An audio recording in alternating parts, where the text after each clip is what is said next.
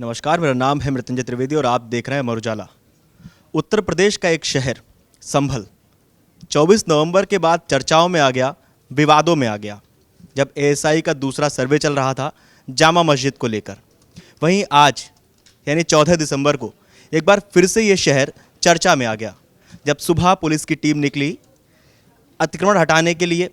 दूसरा, जो बिजली का जो दुरुपयोग किया जा रहा था, जो बिजली चोरी की जा रही थी, उसकी जब जानकारी मिली तो उसकी जांच पड़ताल के लिए निकली। बुलडोज़र कार्रवाई की गई, जिसमें पता चला कि एक घर जो 46 साल से बंद है उसे खोला गया, वहां हनुमान और शिव मंदिर निकला।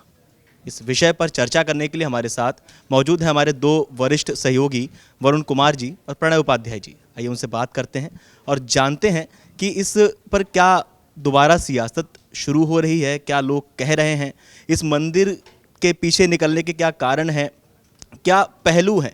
जो एएसआई का सर्वे चल रहा था उससे क्या संबंध है, क्या एएसआई का सर्वे जो मस्जिद विवाद चल रहा था क्या दोबारा बढ़ सकता है, क्या चीज़ें बदल सकती हैं। प्रणय जी, पहला सवाल यही है कि मस्जिद विवाद के चक्कर में संभल विवादों में आया, चर्चा में आया। अभी आज जब मंदिर निकला है मस्जिद के आसपास के ही इलाके में, उससे क्या प्रारूप बदलते हुए नजर आएंगे? देखिए, स्थानीय समीकरणों के हिसाब से देखें तो संभल अभी संभल ही रहा था कि ये एक नई डिस्कवरी सामने आई है। जाहिर तौर पर इसके स्थानीय तौर पर तो अपने राजनीतिक पहलू हैं ही सही, क्योंकि जो पक्ष लगातार ये मांग कर रहा था कि वहाँ पर एएसआई का सर्वे होना चाहिए, वहाँ पर खुदाई होनी चाहिए, पता लगना चाहिए, तमाम दावे हैं।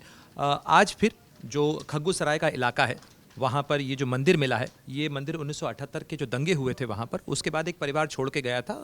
वो जो सज्जन है जिनका वो घर था, विष्णु शरण रस्तोगी, वो भी शहर में ही रहते हैं, और वो परिवार जो है वो शहर के उस इलाके को छोड़कर दूसरी जगह पर रहने चला गया था। और वो खुद मीडिया के सामने जब आए, कैमरे के सामने, उन्होंने कहा कि भाई हमारे परिवार का ये मंदिर था, लेकिन उसके बाद हालात कुछ ऐसे हुए कि हमें ये मोहल्ला छोड़कर जाना पड़ा, और जब हम यहाँ से गए तो फिर मंदिर में पूजा पाठ करना संभव नहीं था। हम चाहते थे कि यहाँ पर जो है पुजारी की नियुक्ति कर दी जाए, लेकिन उसके बाद जो उन्होंने टोपोग्राफी वहाँ पर बताई, उन्होंने कहा कि यहाँ मंदिर था, ये हमारे परिवार का पुराना मंदिर है, 80 साल से ज़्यादा की उम्र है रस्तोगी जी की। तो वो कह रहे हैं कि मेरे परिवार, मेरे जन्म से मैंने ये मंदिर देखा है, तो उससे बहुत पहले का ये मंदिर है, और हमारा परिवार यहाँ पूजा करता था। उसके साथ ही उन्होंने बताया कि सामने की तरफ एक कुआं था, जो खुदाई की गई तो पता चला कि एक रैंप जो बना लिया गया था सड़क पर अतिक्रमण करके, उसके नीचे से वो कुआं निकला है। साथ ही उन्होंने कहा कि यहाँ पर एक पीपल का पेड़ हुआ करता था जिसे काट दिया गया।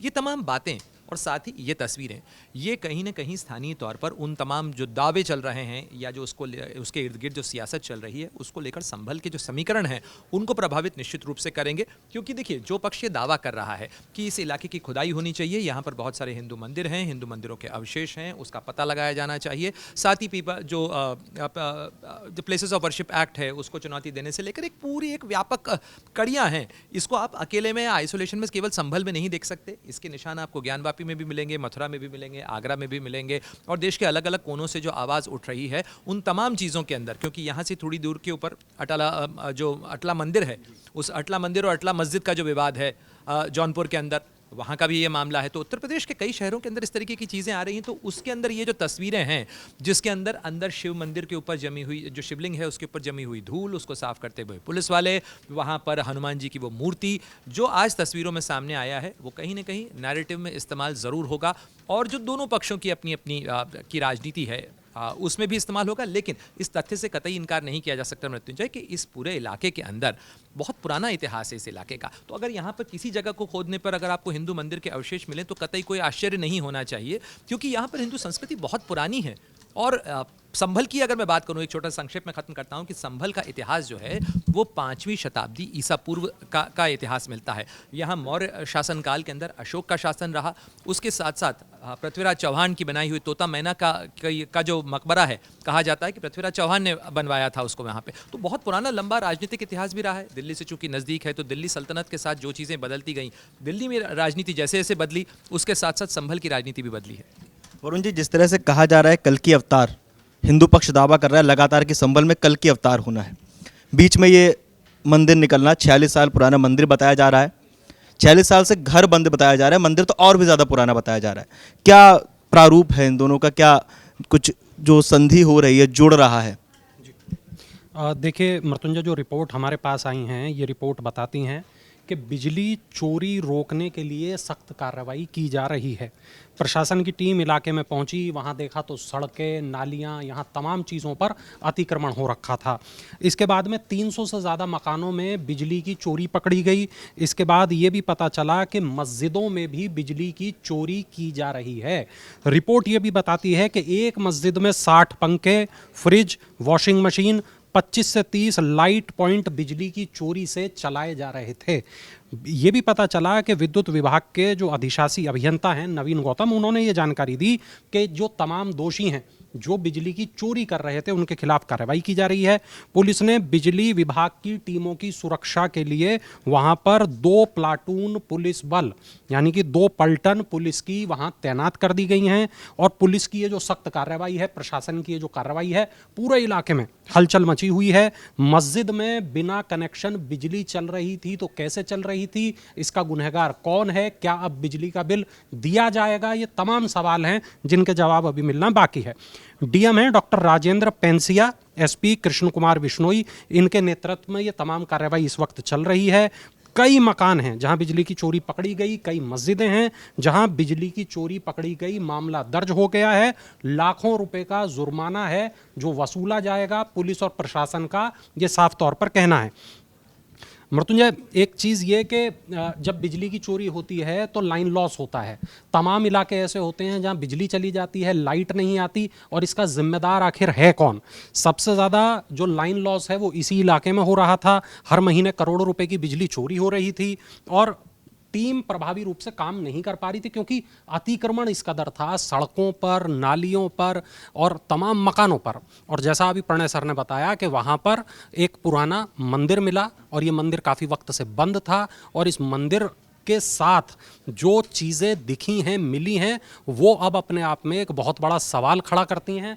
देखना यही होगा कि प्रशासन इस मामले में आगे क्या करेगा।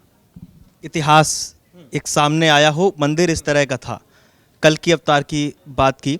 दूसरा ये लगातार जब से संभल में दंगा हुआ, लगातार जो दंगाकारी थे उनके पोस्टर्स चस्पा हो रहे हैं, उनके नाम चस्पा हो रहे हैं। कहीं इससे संभल, जैसे आपने बोला था, संभल जो संभल रहा है, जो सांप्रदायिकता है, फिर से सियासी मोड़, वो कहीं इस मंदिर को मिलने के बाद फिर से वो सियासी मोड़ तो नहीं आ जाएगा? आप बात में कतई मत मुड़िए और मत घूमिए, वाकई में इसका असर होगा, क्योंकि जो फॉल्ट लाइन है जिसको लेकर आप आशंका जता रहे हैं, जिसका जिक्र वरुण भी कर रहे थे, वो फॉल्ट लाइन जो है वो मौजूद है वहाँ पर और उस पर कभी भी झटका आ सकता है। इसलिए let us not brush it aside. अब प्रशासन की जिम्मेदारी क्या है? जो चीज़ें बताई वरुण ने, आपने सवाल पूछा लेकिन वरुण ने जो पूरी फहरिस्त गिनाई वो बहुत महत्वपूर्ण है। दरअसल कार्रवाई क्या चल रही थी? पुलिस वहाँ पर कोई आर्कियोलॉजिकल खुदाई करने नहीं गई थी। पुलिस वहाँ पर गई थी बिजली चोरी पकड़ने के लिए, और वो आज नहीं गई थी। वो 2-3 दिन से संभल के इलाके के अंदर अभियान चल रहा है, लाउड स्पीकर उतरवाने का अभियान चल रहा है, साथ ही ये चेकिंग करने का अभियान चल रहा है। तो वो बिजली की चोरी रोकने, तारों की चोरी रोकने को लेकर एक अभियान चल रहा है, और वो कई जगह पर चल रहा है, उत्तर प्रदेश में कई जगह चल रहा है, क्योंकि बिजली तारों की चोरी एक नए ट्रेंड के तौर पर दिल्ली एनसीआर के पूरे इलाके के अंदर भी सामने आया। अगर आप हाल में कुछ रिपोर्ट्स देखें, हमारा उजाला भी लगातार वो रिपोर्ट्स प्रकाशित कर रहा है, तो ये एक नए ट्रेंड के तौर पर, एक चिंताजनक ट्रेंड के तौर पर उभरा है। तो इसकी रोकथाम के खिलाफ कार्रवाई चल रही थी। उसी दौरान उस प्रक्रिया के अंदर ये चीज़ सामने आई। एक मकान पर जब कार्रवाई की गई तो किसी ने कहा कि साहब यहाँ पे जो है वो एक मंदिर है यहाँ पे, और जब वो बुलडोजर चलाया गया तो वहाँ पर वो दरवाज़ा मिला, उसे खोला गया, और वो उसके बाद की जो तस्वीरें हैं वो आपने भी देखी हैं। अब इसके बाद आखिर होगा क्या? तो देखिए, जो डीएम का कहना है कि भाई हम आर्कियोलॉजिकल सर्वे ऑफ इंडिया को चिट्ठी लिखेंगे, अगर ये मंदिर कितना पुराना है। अभी तो केवल दावे हैं, ये तो एएसआई बताएगा। अगर ये वाकई में 400-500 साल पुराना है और अगर उस क्राइटेरिया के अंदर आता है, एएसआई की क्राइटेरिया के अंदर आता है, तो फिर उस अनुसार कार्रवाई होगी। अन्यथा वो परिवार जिसका ये मंदिर है, आप देखिए यहाँ पर हुआ क्या। जो विष्णु शरण रस्तोगी ने आके कहा, जो कि उस परिवार के हैं जिसका ये मंदिर था, उन्होंने कहा कि हमारा परिवार इस इलाके में रहता था, हमारे कई मकान यहाँ पर थे, उसके बाद हालात ख़राब हुए, हमने मकान बेचा और हम दूसरे मोहल्लों में रहने के लिए चले गए, तब से ये मंदिर बंद था। इस मंदिर के साथ साथ नज़दीक में एक कोठरी भी थी हमारी। तो ये पूरी प्रॉपर्टी का वर्णन उन्होंने सुनाया। उसके साथ साथ उन्होंने ये भी बता दिया कि हम चाहते थे लेकिन यहाँ पर कोई पुजारी आता नहीं था, वो टिक नहीं पाता था, चूँकि वो पूरा मुस्लिम बहुल इलाका हो चुका है। तो अब यहाँ पर जो धार्मिक समीकरण हैं उस इलाके में 78 के दंगे के बाद यदि समीकरण बदले हैं, यानी एक मिक्स्ड आबादी वाला संभल, जिसके अंदर एक मोहल्ला जो पहले मिक्स्ड आबादी का था, अब वहाँ पर एक समुदाय विशेष की आबादी वाला या मुस्लिम बहुल इलाका हो चुका है, तब उसके बाद से ये जो दावे हैं, अब ये जो इस तरीके की चीज़ें हैं, डीएम ने कहा कि हम ये जो मंदिर है इसकी साफ सफाई करके उस परिवार को सौंप देंगे, अगर वो पूजा करना चाहते हैं तो पूजा करें। अब वहाँ पर अगर पूजा शुरू हो जाती है, तब आप सोचिए कि एक मंदिर जो कि 46 साल से बंद था, वहाँ पर पूजा और आरती शुरू होगी। वो पूरा ही मुस्लिम बहुल इलाका है, तो वहाँ पर आवाजाही, मंदिर, दर्शन, उस तरीके से अगर आप देखें तो वहाँ पर एक प्रेशर पॉइंट तो बनता है। एक उसको लेकर प्रशासन की ये चुनौती होगी कि अब नया मंदिर है, हो सकता है कि दिल्ली से बहुत लोगों की उत्सुकता हो ये देखने की कि संभल में जाके देखा जाए कौन सा मंदिर निकला है।